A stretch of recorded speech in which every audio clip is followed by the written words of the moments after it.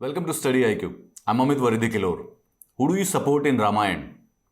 Though I'm assuming the answer is obvious, but the question has some relevance. There are two sides. One is the side of the good represented by Shri Ram. Another is the side of the evil represented by Ravan. And I'm hoping that आपका answer है कि you support the side of the good. आप श्री राम की side को support करते हैं रामायण में. And who do you support in Mahabharat? Again, I am assuming the answer is also obvious here. आप पांडव की साइड्स को सपोर्ट करते होंगे instead of the कौरव्स. आप श्री कृष्ण के साथ होंगे, धर्म के साथ होंगे, ना कि अधर्म के साथ, जो कि कौरव रिप्रेजेंट करते हैं. The interesting thing is that कि दोनों की दोनों चॉइसेस में आपने उनको चूज किया है जिनको वनवास मिला हुआ था, जो कि अपने घर से दूर वनवास करने गए थे, ना कि रूलिंग क्लासेस जो थी. यानी कि जो रावण था वो लंका का राजा था, अपने महल में रहता था. कौरव थे जो वो हस्तिनापुर पर राज कर रहे थे, अपने महलों में रहते थे. बट नहीं, यू चोज द साइड जो कि वनवास कर रही है, जो कि जंगलों में रह रही है, बाहर रह रही है, सड़कों पर गलियों पे जो रहती थी. This is actually kind of common in all our stories. हम जो मूवीज देखते हैं, हम जो कहानियां सुनते हैं, हम उस सिंगल इंडिविजुअल को सपोर्ट करते हैं जो कि इनजस्टिस के अगेंस्ट खड़ा होता है, जो कि अधर्म के अगेंस्ट, अन्याय के अगेंस्ट खड़ा होता है. इंडियन नेशनल मूवमेंट में हम में से कोई ब्रिटिशर्स के साइड नहीं है. रानी लक्ष्मीबाई हारी थी, लेकिन हम रानी लक्ष्मीबाई के साइड में ही हैं. गांधी जी सिर्फ और सिर्फ 70, 80, 78 लोगों के साथ दांडी मार्च करने गए थे, परंतु हमें उसके बावजूद भी पता है कि बस वो छोटा सा इवेंट, नमक उठाने के इवेंट से ही पूरे के पूरे ब्रिटिश एम्पायर की नींव हिल गई थी.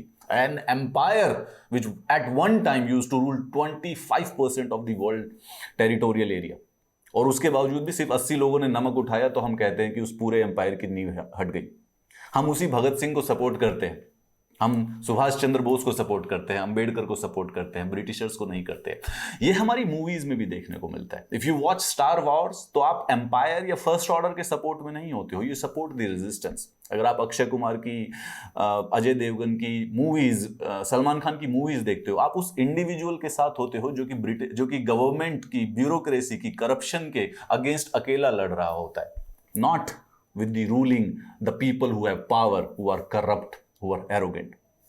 Why we are discussing that is actually, हम इसके ऊपर आते हैं. Related to this question कि हम किस चीज को सपोर्ट करते हैं, किस चीज को नहीं सपोर्ट करते हैं, ये रामायण से, महाभारत से एसोसिएटेड क्वेश्चन मुझे मेरे टीचर ने बचपन में पूछा था. After she discussed it, I ended up asking her कि मैम ये हमेशा क्लियर नहीं होता कि कौन सी साइड इविल है, कौन सी गुड है. It is not so clear जितना हमारी स्टोरीज में पॉसिबल होता है. तो हाउ वुड वी डिसाइड, हमें डिसाइड कैसे होगा कि हमें कौन सा चूज करना है.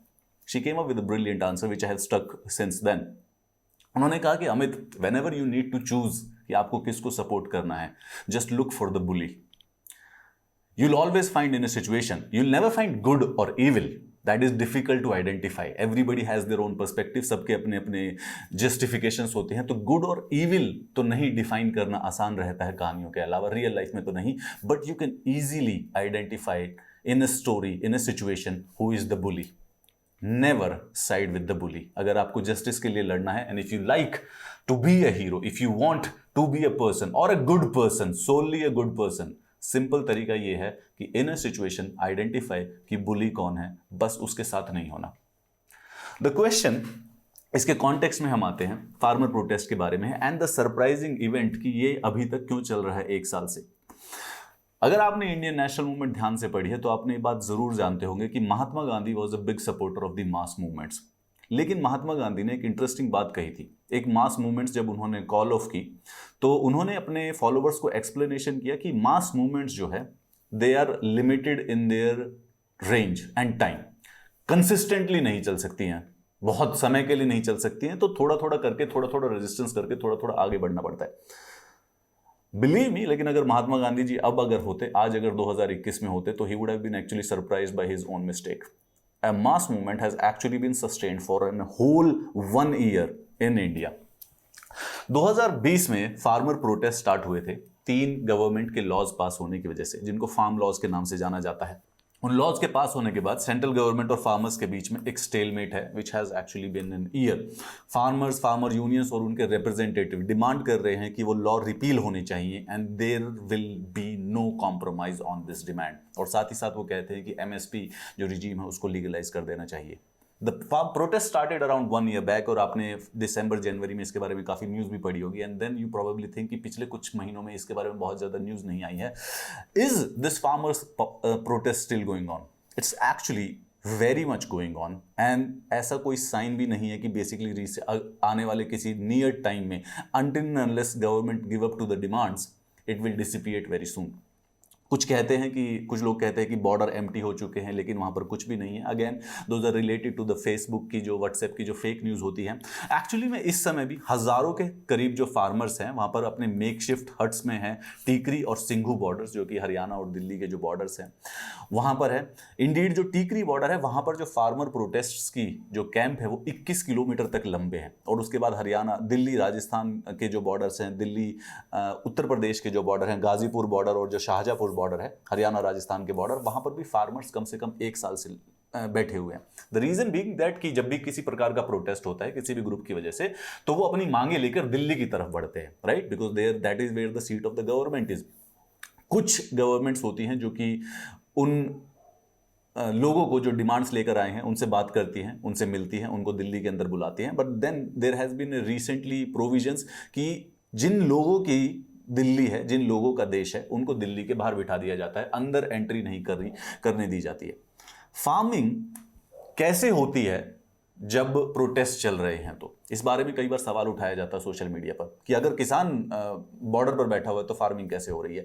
ये जो सवाल है ये सिर्फ 2 प्रकार के लोग उठाते हैं, या जिन्हें नहीं पता है कि फार्मिंग कैसे होती है, या द पीपल हु आर इग्नोरेड. इसके अलावा नहीं.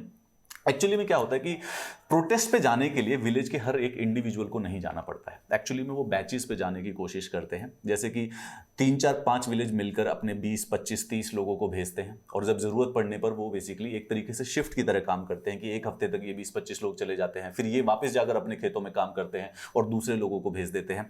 इस प्रकार से they are taking turns, the farmers are taking turns to attend these protest. कुछ प्रोटेस्ट पर रहते हैं, प्रोटेस्ट साइट पर रहते हैं, कुछ अपने गाँव चले जाते हैं फार्म पर काम करने के लिए. एट दिस मोमेंट जब बेसिकली थोड़ा कटाई बुआई का सीजन चल रहा होता है, तो जो एल्डरली फार्मर्स होते हैं वो प्रोटेस्ट में बैठते हैं, और जो यंगर वन होते हैं दे वापस चले जाते हैं. जैसे ही ये बुआई कटाई का जो सीजन होगा, खत्म होगा अक्टूबर नवंबर में, ये वापस सारे के सारे जो फार्मर्स के नंबर्स हैं इन्हीं बॉर्डर साइट्स पे, प्रोटेस्ट साइट्स पर और भी ज़्यादा बढ़ जाएंगे. फार्मर्स प्रोटेस्ट क्या कर रहे हैं? Farmers are protesting against these 3 laws जो कि यूनियन गवर्नमेंट ने पास किए थे 2020 जून में. उस समय पैंडेमिक चल रहा था, पूरा का पूरा इंडिया लॉकडाउन के उसमें चल रहा था. आपको, मुझे, किसी को बाहर जाने की इजाजत नहीं थी, काम करने की इजाजत नहीं थी. बट ऐसे समय में गवर्नमेंट ने सोचा कि 3 लॉ पास करने ज्यादा जरूरी है, वो भी बिना पार्लियामेंट के ऑर्डिनेंस के द्वारा. ये जो हेस्टिली, जो जल्दबाजी की गई थी, ये क्वेश्चन उठाता है इंटेंशन पर. जैसे ही मॉनसून सेशन हुआ, इन लॉज को पास कर दिया गया. ये 3 लॉज में सबसे पहले है जिसको कहा जाता है पॉपुलरली मंडी बाईपास लॉ. गवर्नमेंट का कहना है कि इस लॉ की वजह से इंट्रास्टेट और इंटरस्टेट ट्रेड हो पाएगा फार्मर्स के प्रोड्यूस का. अभी जो फार्मर्स जो अपना अनाज है, जो अपना उगाई है, उसको मंडियों में बेचते हैं, जिन्हें कहा जाता है एग्रीकल्चर प्रोड्यूस मार्केट कमिटी मंडी.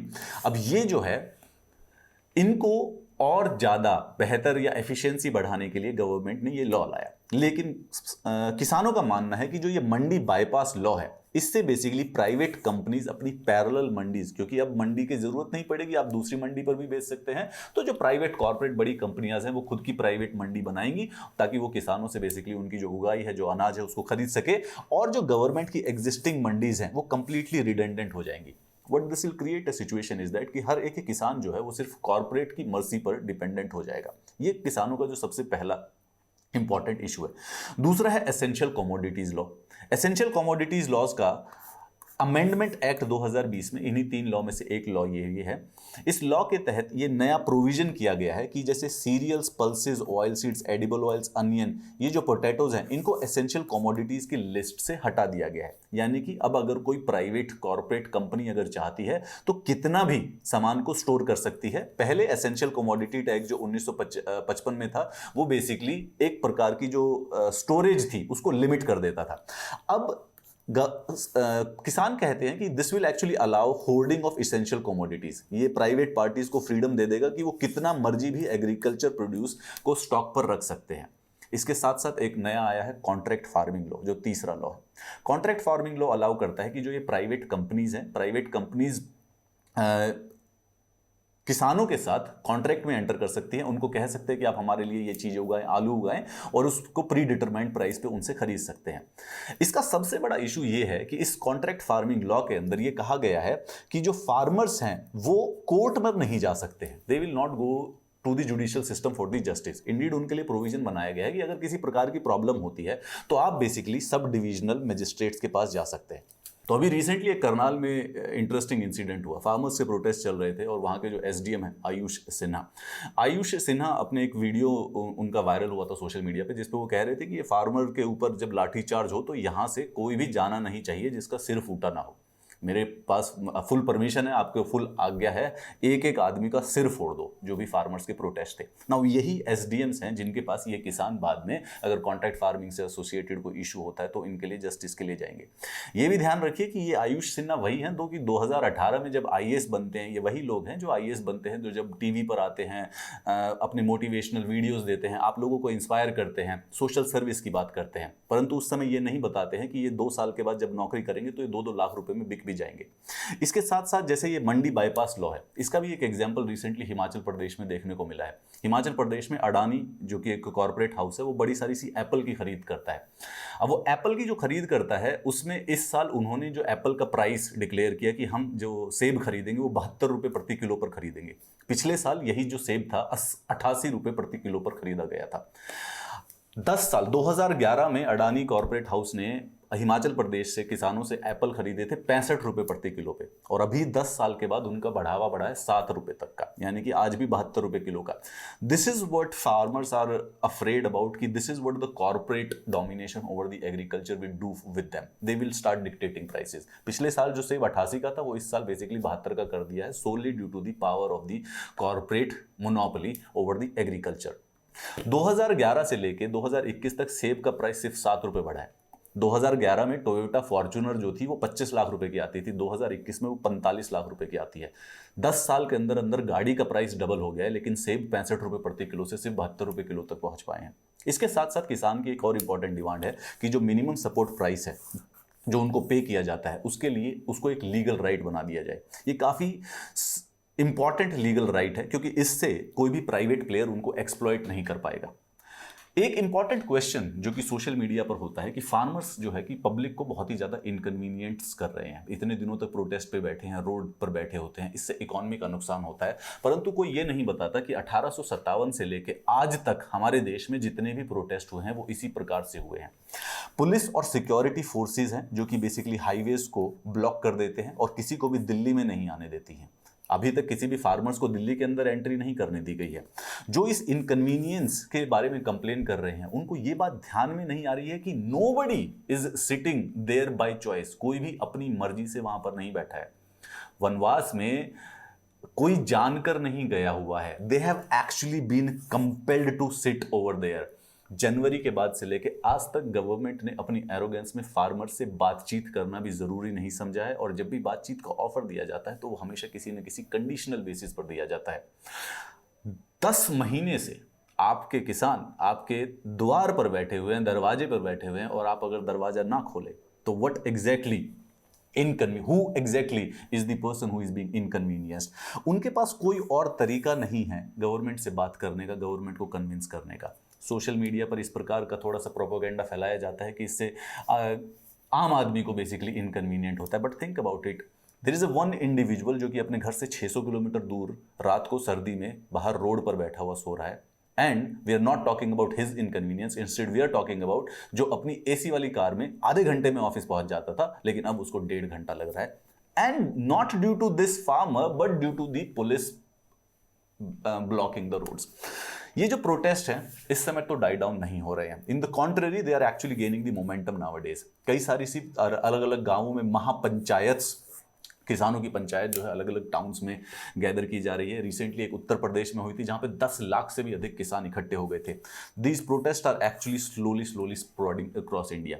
प्रोटेस्ट जो होते हैं, मास मूवमेंट जो होती है, वो थोड़े थोड़ा इसी प्रकार से वीकली मंथली एक्सपेंड होती है। हमें जो आज़ादी थी एक दिन में नहीं मिली थी, गांधी जी तो 1920 में स्टार्ट हो गए थे, लेकिन एक्चुअली में आज़ादी मिली थी 1947 के बीच में।